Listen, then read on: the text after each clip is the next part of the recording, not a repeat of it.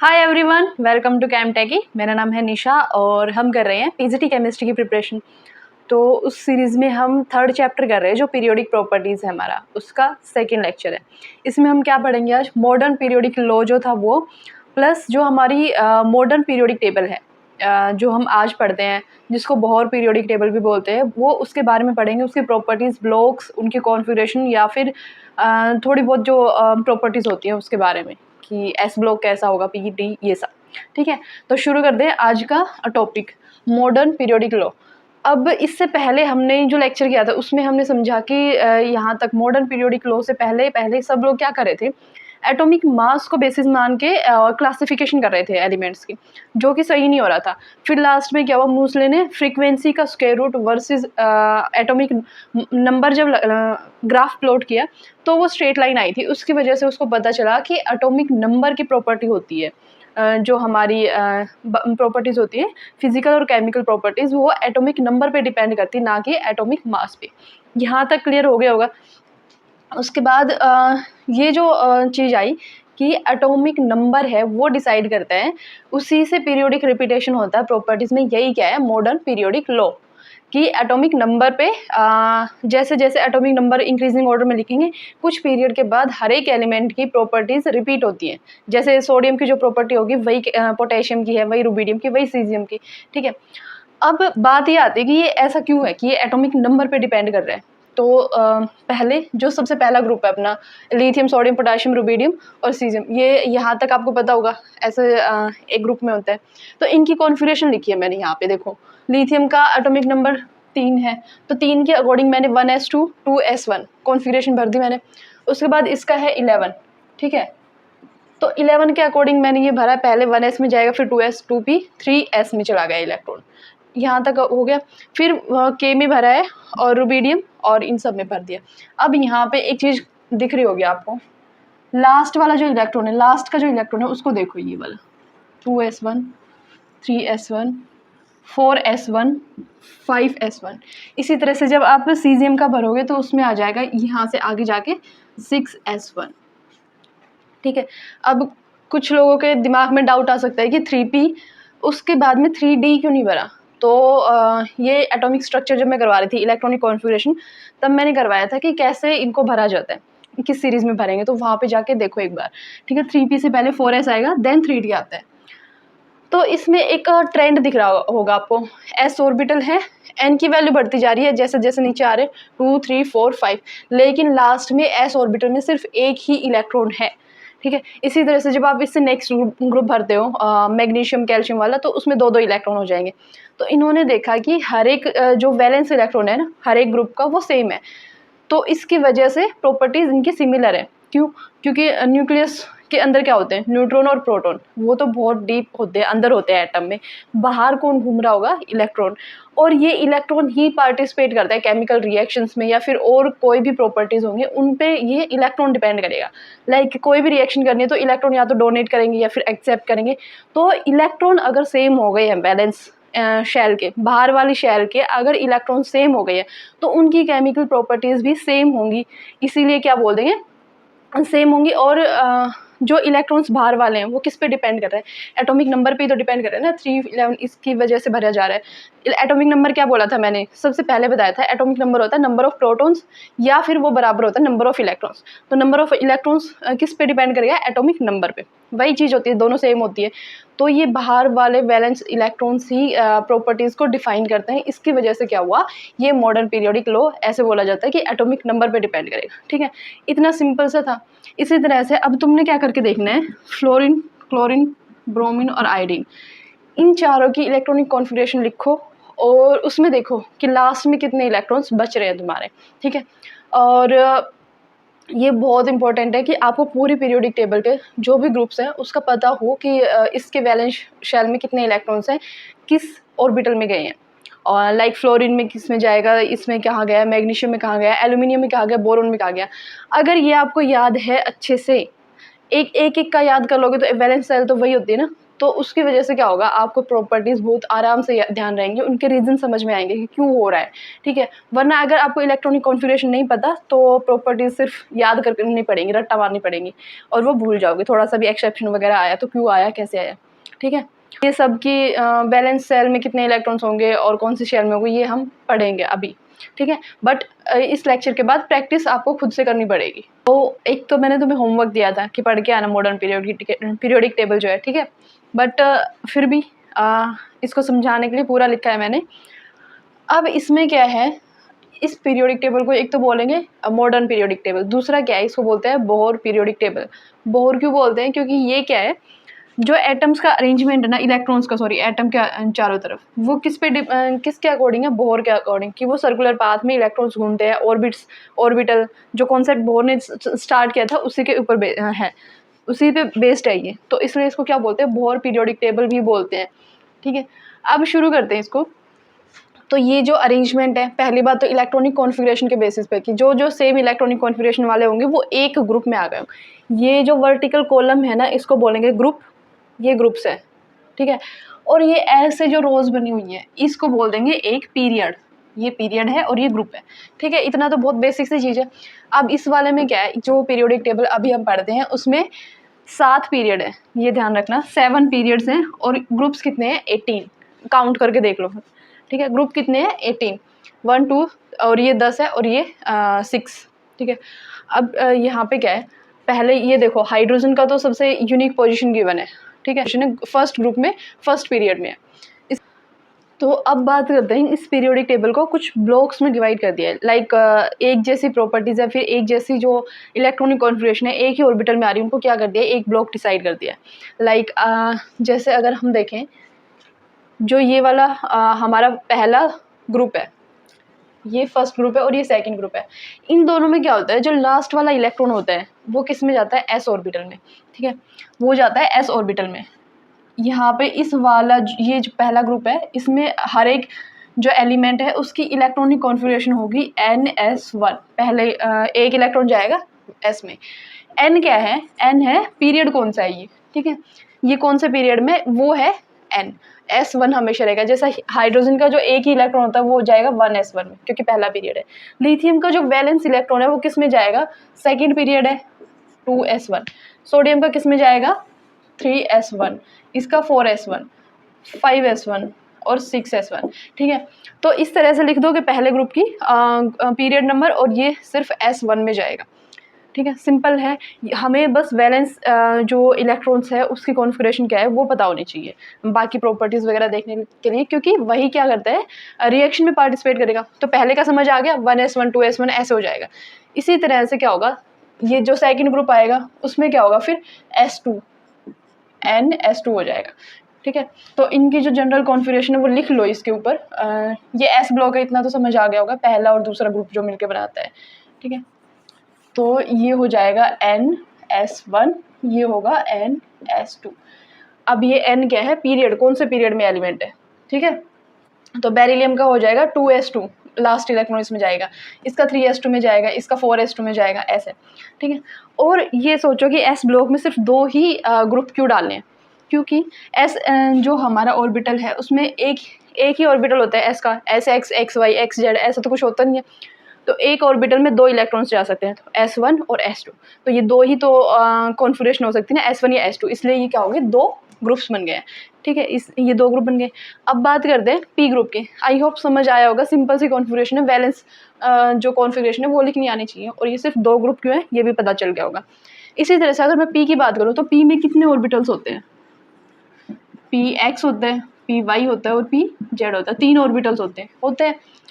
अब इन तीनों में 2-2 इलेक्ट्रॉन अगर मैं भरना शुरू करूं हर एक ऑर्बिटल में, इसमें 2 जाएंगे, इसमें भी 2 जाएंगे और इसमें भी 2 जाएंगे, तो टोटल 6 इलेक्ट्रॉन्स भरे जाते हैं P ऑर्बिटल में। सीधी सी बात है, तो 6 ही ग्रुप होंगे, ठीक है। ये कितने, 1 2 3 4 5 6, जो इधर वाला पार्ट है उसमें 6 ग्रुप है और इसको P ब्लॉक बोलेंगे, क्योंकि इनका जो वैलेंस इलेक्ट्रॉन होगा वो P ऑर्बिटल में जाएगा, ठीक है।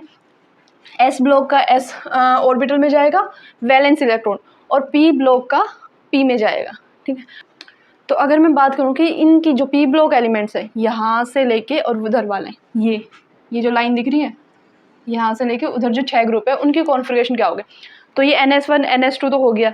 इसके बाद जब अगला ऑर्बिटल भरा जाएगा तो NS2 तो भरा ही जाएगा, क्योंकि पहले S ऑर्बिटल्स भरे जाएंगे, तो NS2 तो इन सब में कॉमन होगा। उसके बाद क्या आएगा, बोरोन की हो जाएगी Np1, इसकी हो जाएगी Np2, Np3, P4, Np5, और लास्ट में जो ये है, लास्ट वाला जो ग्रुप है इसको क्या बोलते हैं, नोबल गैसेस। ये वाला जो ग्रुप है इसको नोबल गैसेस का ग्रुप बोलते हैं, ठीक है।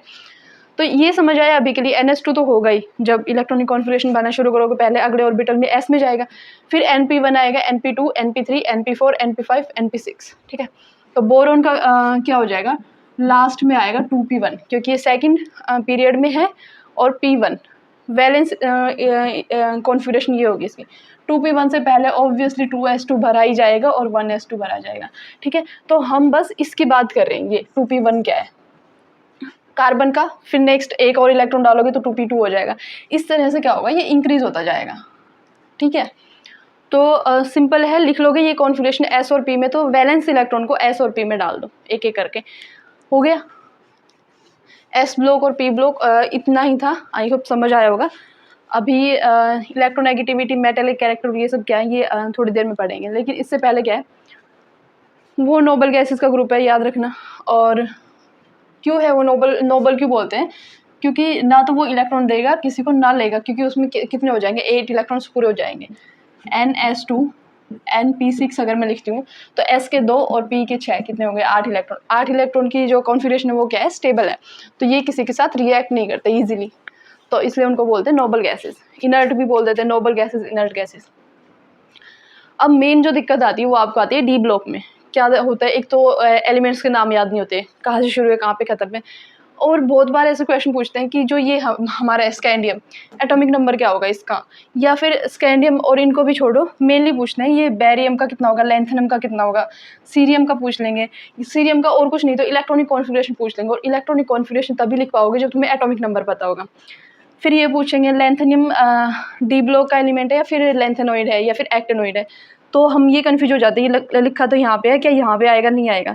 थोरियम एक्टिनॉइड है या लैंथेनॉइड है, तो इन सब का कन्फ्यूजन नहीं करना है। तो इनका जो है ये पहले तो यही देखना है कि कितने एलिमेंट्स है बीच में, डी ब्लॉक में एक पीरियड में कितने एलिमेंट्स आएंगे, ये क्वेश्चन भी पूछा जा चुका है, ठीक है, कि जो डी ब्लॉक है उसके एक पीरियड में कितने एलिमेंट्स होते हैं। तो सिंपल भाई अपना ध्यान रखो कि जो डी ऑर्बिटल्स होते हैं, डी ऑर्बिटल कितने होते हैं, 5 ऑर्बिटल होते हैं। अब तो ध्यान होगा DXY DYZ DZX DX² -Y² और DZ², ठीक है, 5 ऑर्बिटल हैं। तो 5 ऑर्बिटल में कितने इलेक्ट्रॉन्स तुम भर सकते हो, 5 × 2 10, 5 × 2 5 ऑर्बिटल है, और एक में 2 भर सकते हो तो 10। तो सीधी सी बात है, इसमें 10 एलिमेंट्स होंगे, ठीक है, 2 S ब्लॉक में, 10 इसमें और 6 इसमें, हो गया 18 का ग्रुप भी पूरा हो गया आपका, और डिवाइड भी हो गया। अब इनको ये जो पहला ग्रुप है ये वाला तो बहुत इंपॉर्टेंट है, ये तो आपको याद करनी पड़ेगी, सीरीज छोड़ नहीं सकते हो इसको, क्योंकि PGT के एग्जाम्स में इसमें से ही क्वेश्चन पूछते हैं। Fe पैरामैग्नेटिक होगा, कोबाल्ट होगा, कितनी इलेक्ट्रॉनिक कॉन्फ़िगरेशन होगी, ये Mn की कॉन्फ़िगरेशन क्या होगी, ये सब पूछते हैं। तो इसको अभी याद कर लो इसी टाइम पे, हालांकि D और F ब्लॉक अलग से चैप्टर है, बट अभी याद कर लो इनको, ठीक है। अब यहाँ पे आता है ये एलिमेंट्स ऐसे ऐसे लिखे जा रहे हैं, बट ये कॉन्टिन्यूएशन में है, ये भी कॉन्टिन्यूएशन में है, लेकिन जो 6th और 7th पीरियड है वहाँ पे आती है गड़बड़। तो लैंथेनॉइड और एक्टिनॉइड्स होते हैं 6th और 7th ग्रुप में। 6th जो ग्रुप है वहाँ पे आता है लैंथेनियम एक एलिमेंट। जैसे ये डी ब्लॉक शुरू होगा, जैसे ही डी ब्लॉक शुरू होता है लैंथेनियम नाम का एक एलिमेंट आएगा, ठीक है। उसका एटॉमिक नंबर देखोगे तो वो 57 है, 57, लेकिन जो हाफनियम होगा उसका हो जाएगा 104। तो ये 57 से 104 के बीच के जो एलिमेंट्स हैं उनको निकाल के यहाँ पे रखा है, जो कि होंगे सीरियम से लुटेटियम तक, ठीक है, सीरियम से लुटेटियम तक। तो लैंथेनियम के बाद में है तो इनको बोल देंगे लैंथेनॉइड सीरीज, ठीक है। तो इनको ध्यान रखना है, लैंथेनियम डी ब्लॉक एलिमेंट है, लैंथेनियम क्या है, डी ब्लॉक एलिमेंट। लेकिन उसके बाद जो 58 सीरियम शुरू होता है, 58 सीरियम से लेके लुटेटियम 71 तक, वो क्या होंगे, एफ ब्लॉक। ये क्या होंगे, एफ ब्लॉक के अंदर आएगा, और एफ ब्लॉक में भी क्या होंगे, लैंथेनॉइड्स। इसी तरह से जब एक्टिनियम आता है अगले ग्रुप में, 7th में एक्टिनियम आएगा, एक्टिनियम का नंबर होगा 89। लेकिन रदरफोर्डियम को जब हम बात करेंगे तो वो हो जाएगा 104।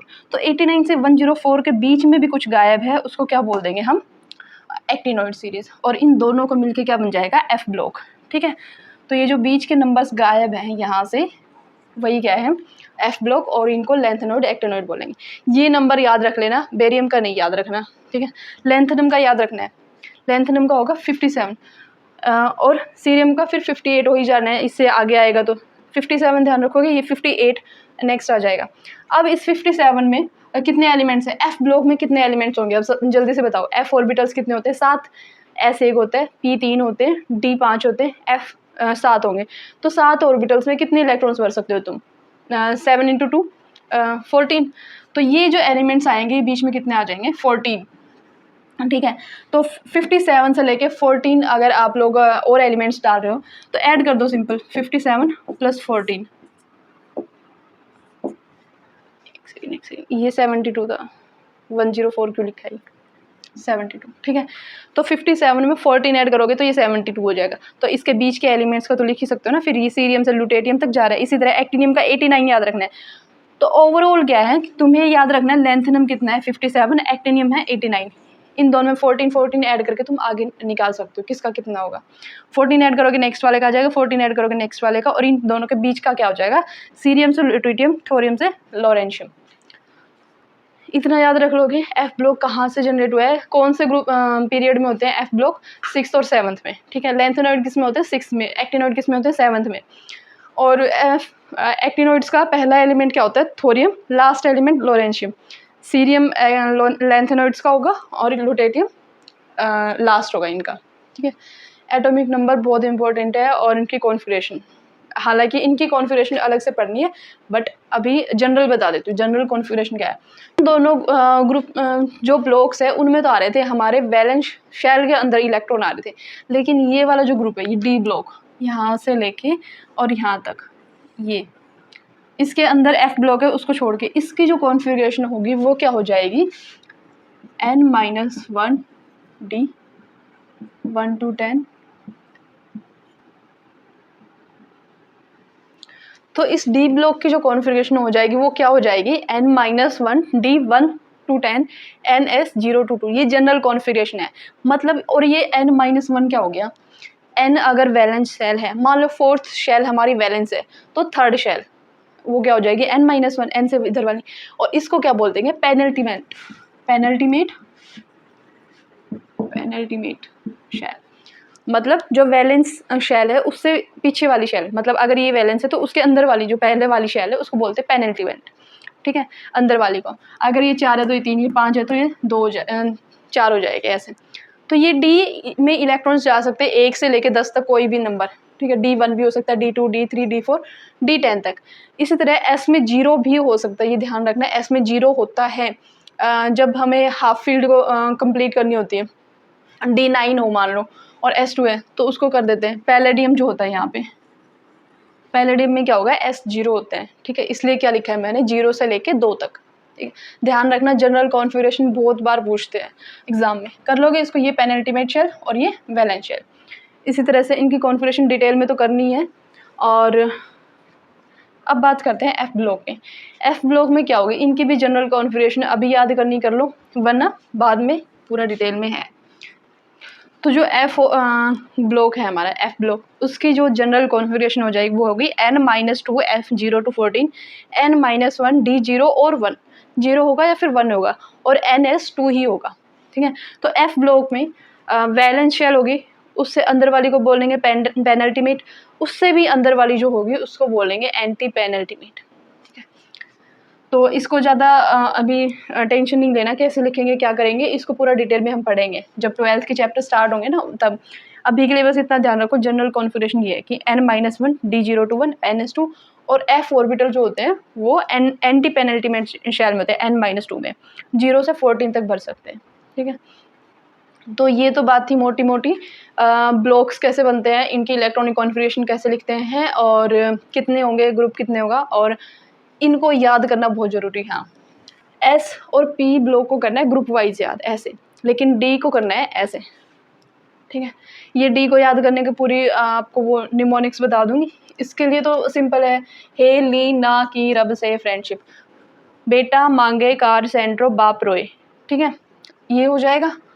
उसके बाद है बैंगन आलू गाजर इन थैला, कहे सीता जी सुनो प्रभु, ना पी ऐसे सबके बीच, उस से टिपो, ओस से टीपो याद कर रखा है मैंने, ठीक है। ये तो याद होता है, fluorine chlorine bromine helium neon argon krypton xenon radon, ठीक है। तो इनको एक बार याद करना बहुत जरूरी है, कौन से ग्रुप में कौन सा एलिमेंट है क्लियरली आपको पता होना चाहिए। एक दो बातें और बता देती हूँ। ये जो ग्रुप है ग्रुप 1 अपना, ये वाला, इसको बोलते हैं अल्कली मेटल्स, ठीक है, अल्कली मेटल्स। ये ग्रुप 2 जो है इसको बोलेंगे एल्कलाइन अर्थ मेटल्स, ठीक है, अल्कली एल्कलाइन। इसके बाद यहाँ पे जो आते हैं ये तो हेलोजेंस है, सबको पता है, फ्लोरीन क्लोरीन और ये ब्रोमीन वाले। जो 17th ग्रुप है उसको बोलेंगे हेलोजेंस। लेकिन जो ये 16 ग्रुप है इसको बोलेंगे चाल्कोजेंस, ठीक है, चाल्कोजेंस। ग्रुप 17 जो होता है जिनको हेलोजेंस बोलते हैं उनको बोलते हैं salt forming, also salt forming बोल दो या फिर हेलोजेंस बोल दो। वहीं पे जो चाल्कोजेंस है ग्रुप 16 उसको बोलते हैं ओर फॉर्मिंग, और जो होती है ना मेटल की जो ओर होती है वो होती है ओर फॉर्मिंग, ठीक है। ये बहुत बार क्वेश्चन पूछा है, ग्रुप 16 को क्या बोलते हैं, एचटेट में भी पूछा है और DSSB का कोई ऑप्शन था शायद। तो इनको ध्यान रखना, ये चाल्कोजेंस होते हैं, ठीक है। और जो लास्ट वाले वो क्या होते हैं, नोबल गैसेज या इनर्ट गैसेज। अब इसमें बात क्या आती है, ये वाला जो ग्रुप है इसमें होते हैं लगभग मेटल्स, देखो ये नाम के पीछे भी लगा है एल्कलाइन अर्थ मेटल्स या फिर एल्कली मेटल्स, ठीक है, मेटल्स। बट इस इधर जब आते हैं पी ब्लॉक में, जब आएंगे तो पी ब्लॉक में क्या होगा, इधर की साइड में क्या होते हैं, सारे नॉन मेटल्स होते हैं। तो यहाँ भी क्या हुआ, मेटल से लेके नॉन मेटल की तरफ गए हैं, तो ऑब्वियसली उनकी प्रॉपर्टी भी चेंज होगा। मेटल की अलग प्रॉपर्टी होती है, नॉन मेटल की अलग होती है। तो मेटल से नॉन मेटल प्रॉपर्टीज ट्रांजिशन हुआ है, प्रॉपर्टीज का। तो डी ब्लॉक को क्या बोल देते हैं, ट्रांजिशन एलिमेंट्स, ठीक है। तो डी ब्लॉक को बोल देंगे ट्रांजिशन एलिमेंट्स, मतलब प्रॉपर्टी चेंज हो गई है। तो ये था आज का टॉपिक। इसमें क्या है कि पूरी पीरियोडिक टेबल याद करनी है आपको और कॉन्फिगरेशन लिख लिख के देखनी है इनकी, कौन सी की कितनी होगी, कौन सा वैलेंस शेल होगा। आज के लिए इतना ही करते हैं, उसके बाद नेक्स्ट क्लास में हम पूरी टर्म्स पढ़ेंगे, पहले लंबा हो जाएगा वरना लेक्चर। इलेक्ट्रोनेगेटिविटी क्या है, मेटेलिक कैरेक्टर किस पे डिपेंड करता है, आयनाइजेशन एनर्जी, एंथैल्पी, रेडियस क्या होती है, ये सब पहले पढ़ेंगे तभी तो हमें पता होगा ना। अभी मैं डायरेक्ट बोल दूँ कि इनकी जो इलेक्ट्रोनेगेटिविटी है वो बहुत लो है, मिनिमम है, आयनाइजेशन एनर्जी सबसे कम है, तो फिर समझ नहीं आएगा, इसलिए वो सब हम नेक्स्ट क्लास में करेंगे, ठीक है। तब तक के लिए तैयारी करते रहो और चैनल को सब्सक्राइब कर दो।